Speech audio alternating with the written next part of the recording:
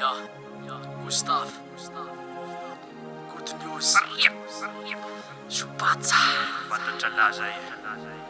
Gyalle faly hitako famirana lay gyala voalohany gyalle faly evoanao fanoizay veronany Bye enor gyalle mandeha anatsonarerengele gyalle hitako venao alotetare basaigny life tiavanao vavidiny raha Bye enor gyalle mandeha anazangamontsy efa tane hitako venao alotetare tia midiny alofanao ao fazaty tane minao lotiko saingy zavatra tadiavinao barainginy satsisa te araka ny livenao enao le mila esika le zako mila metsika tsika tsy fampitasynele mandehana fevavita le feramseny de zao le afatry mandehana mitadiavinao ze lafatry izy mety araka ny livenao e de rehefa miaraka amin'ny alonao miavina be satria anao fahitako fa maivana be ia midiny rovanao ave vadala berikale faly aho hitako famirana le kialako anioany kiale faly aho devesomanao faleo zay verinane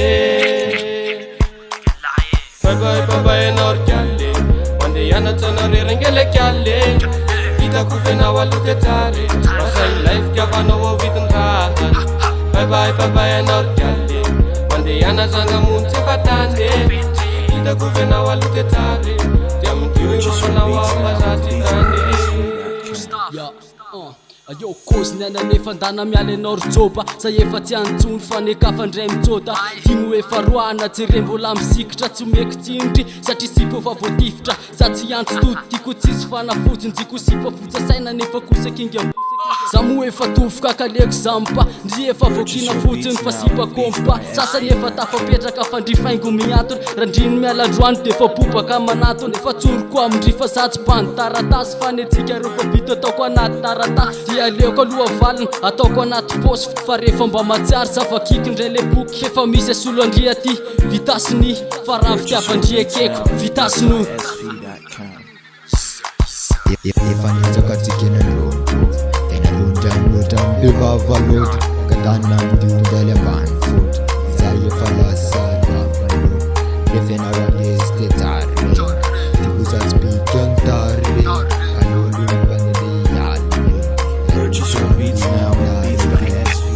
biswa suyani tikeru fanaval satiarta na yenondra naval awarifis na zanyam nyalde de yirikun fena batut fara yale falyo hitako famirana lay gyala koaloany gyalle faly aho de velomanao fanoizay verinany